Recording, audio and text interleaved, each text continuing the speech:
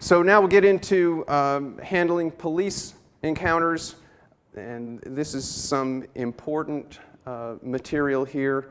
And you know, the first order of business is to remain calm. You know, I say do a quick prayer. I've had many encounters with the police, and every time I can feel the adrenaline, I can feel my heart beating faster. And you know, you need to get control of yourself and be appropriate in this situation. You know, don't get in the flesh. You know you're doing right. You can see on his face he's on his way to come tell you something that you know he's wrong and you're right, and he's going to try to violate your rights. Just get it under control. Ask the Lord to help you with the situation. Ask the Lord to help you with your own you know, your own response, and be polite and be respectful. That's not a legal requirement. The Constitution does not prohibit people from being rude, but I recommend be polite and respectful.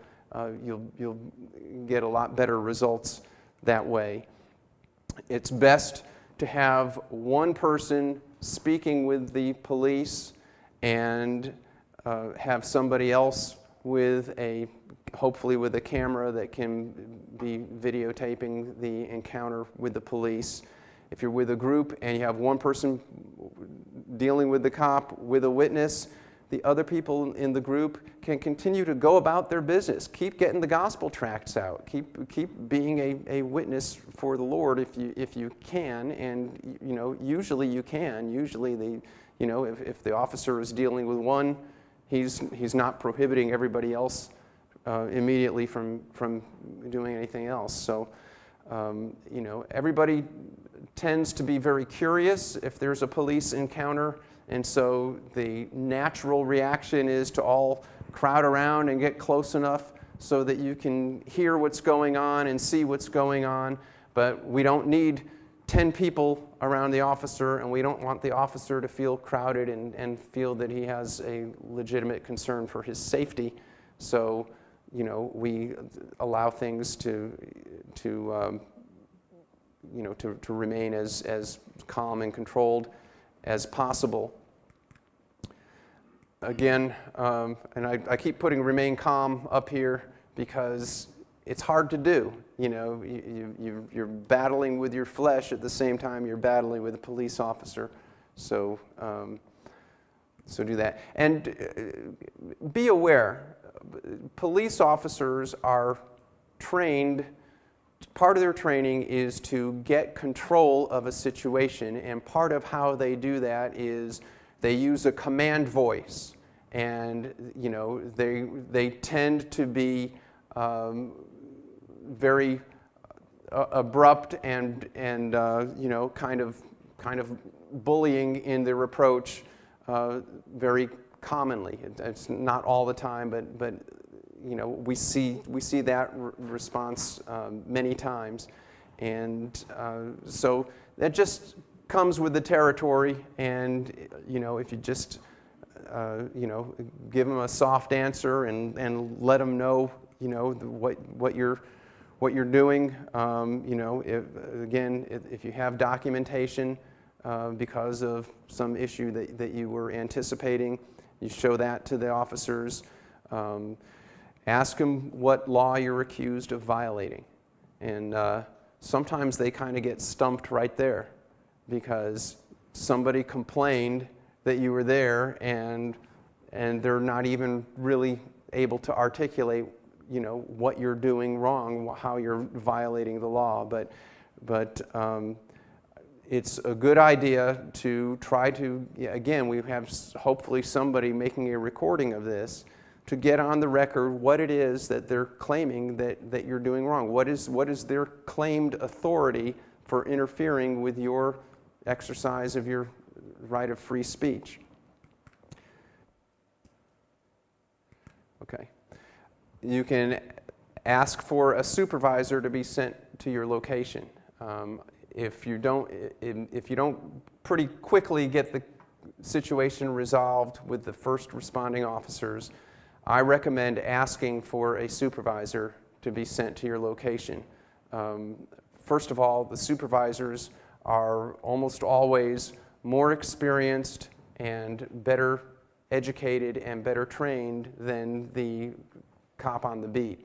And so they're a lot more likely to understand your right to be there, and that you can usually have a much more reasonable conversation with the supervisor, because the first cop that came up to you, he's still in that mode of trying to be the commander of the situation, and you know, it can get ugly pretty fast.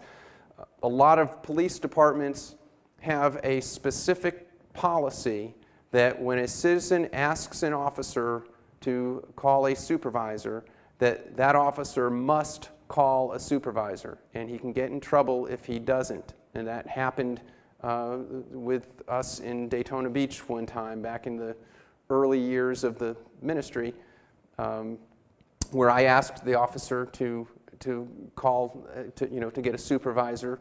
I had my document that, that they were allowed to be at an event in a public place when it's free and open to the public, and and he grabbed my arm and walked me across the street, and I asked him to call a supervisor, and he wouldn't call a supervisor. And I ended up making a complaint against him just in the police department, internal affairs, and they said he was wrong. He violated their policy of not calling a supervisor, and it should have been done. And like I say, usually with the supervisor, you're able to reason with them.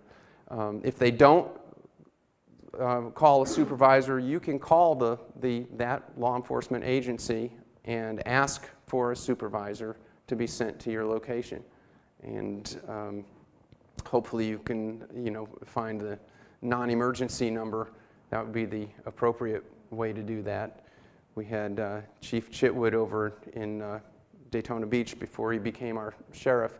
He had told me if an officer refuses to call a supervisor, feel free to dial 911 and get a supervisor out there. And then many years later, I had a situation like that, and I dialed 911, and they said, "This is not an appropriate use of 911.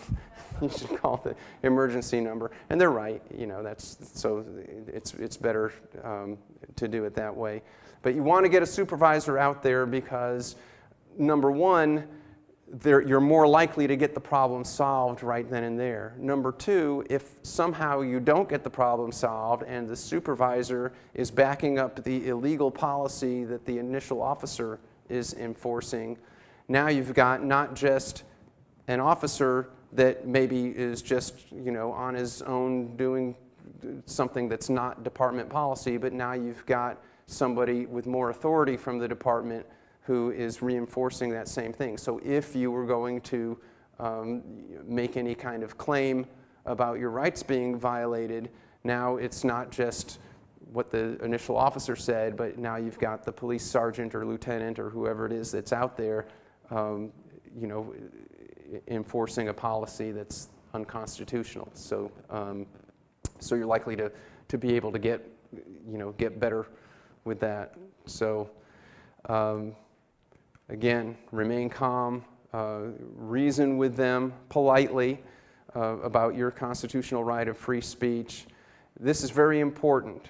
Ask them if they intend to arrest you if you do not obey whatever it is they just told you. If they say, "Are you going to arrest me if I don't stop witnessing, or if I don't stop preaching, or if I don't leave the area? Are you going to arrest me?"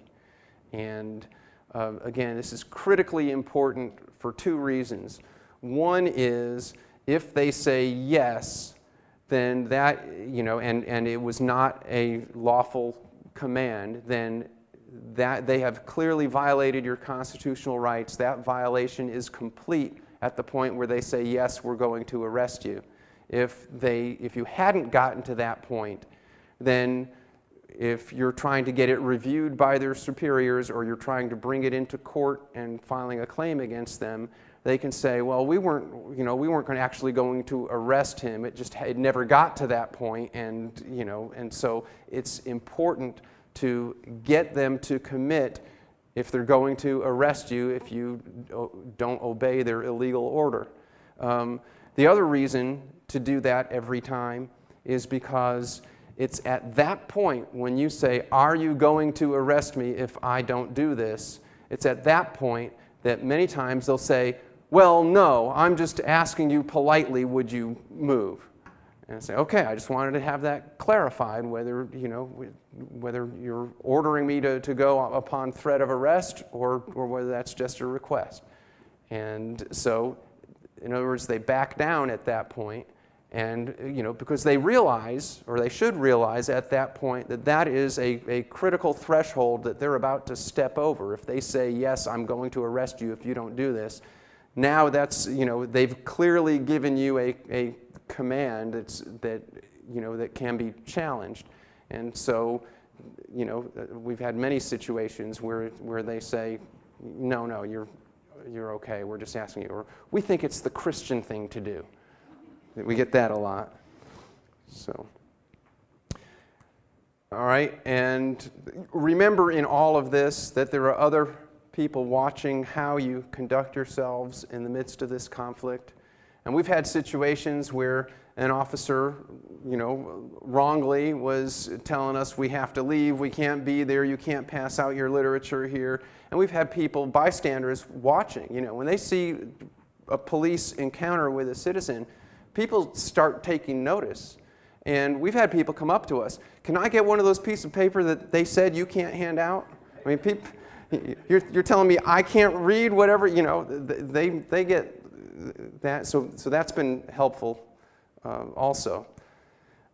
You can choose to comply with the officer's commands and then later bring the issue to city officials or to the court rather than be arrested. And that's what I recommend. If they say, yes, we're going to arrest you, say, okay, make sure you got their name or their badge number or whatever, and you may even want to clarify with them, and say, okay, so you're saying that I'm not allowed to be here doing this, and if I don't stop, you're going to arrest me. Do I understand that right? And just, get them to commit and make sure it's clear. Because what happens is when somebody calls me and says, I went to the local art festival and the police said I had to leave, and so I left, but it didn't feel right, and what can we do about it? And well, I'll follow up on it, and I'll be glad to call the police department or the city or whatever, and the first response I get is, well, first of all, do we know who the officer was? And hopefully we do. If not, they'll say, well, we don't know if this happened or not. Even if we do have the officer's name or badge number, then they will say, well, we need to look into this. We need to investigate, what was going on and get the officer's side of it. And, so there's this whole process that we go through.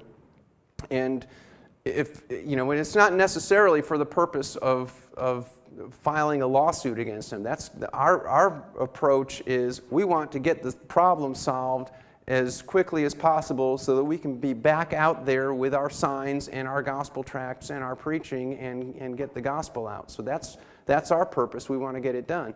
And so when I'm talking to the police chief or the city manager or the city attorney, and sometimes the response we get is, well, we don't really know, what, if there was a violation or not. Did anybody do something wrong? Because, nobody actually threatened arrest. It wasn't clear what was the officer, was it a request? Was it a command? What was he commanding? And so if you go ahead and get them to say, yes, if you don't do X, Y, or Z, then you're going to be arrested, then we know what we're dealing with. And so then Monday morning comes around and I call the city attorney's office, then I can give them some specifics that this is what happened and here's what the officer said. and and then we get them to look at it, and a lot of times what we end up with is, well, we're sorry that, we'll make sure that doesn't happen again, and certainly it was inappropriate for the officer to do that, or they'll say, if that's what happened, it would have been inappropriate for the officer to do that, and we'll make sure it doesn't happen again. So, it's really important, to do that. So once you've gotten to that point, we've got what we need in order to either reason with the city officials or to bring it to a court to deal with it, and so then we're good to go. There's no reason for you to be arrested. Be aware that very often an arrest is a violent occurrence. Okay? When the officers come and they put you in custody, sometimes, even if they don't have any good reason to do it, sometimes you end up on the ground. And sometimes you end up with, your arm twisted behind your back, that can make it sore for days. There's no reason to go through that. It's not necessary for any constitutional purpose. It's not necessary for any for any spiritual purpose. In my view, I don't see the difference between, they said I'm going to be arrested if I don't stop, and so I stopped, versus I wouldn't stop and got beat up by the cops and got the handcuffs put on. I haven't accomplished anything more for the gospel, and in fact, maybe made things look worse for the gospel. So anyway, if you do choose to to say, hey, I'm not backing down, and they can arrest me if I want to, don't resist in any way. When they say turn around, put your hands behind your back, whatever, we're putting the cuffs on you. If you, at that point when they want to arrest you, if you pull away, if you try to run, if you do anything else, now you're going to get a more serious charge of resisting arrest, and there's no First Amendment defense to resisting arrest. Now, I guess potentially if it's clearly an unconstitutional arrest, then if you're resisting without violence, then it could be. But you don't want to bring more charges against yourself, and you don't give them any legitimate reason to arrest you. And 1 Peter says, if you be reproached for the name of Christ, happy are ye. But then he goes on to say, don't suffer as an evildoer. We're not to suffer as lawbreakers. So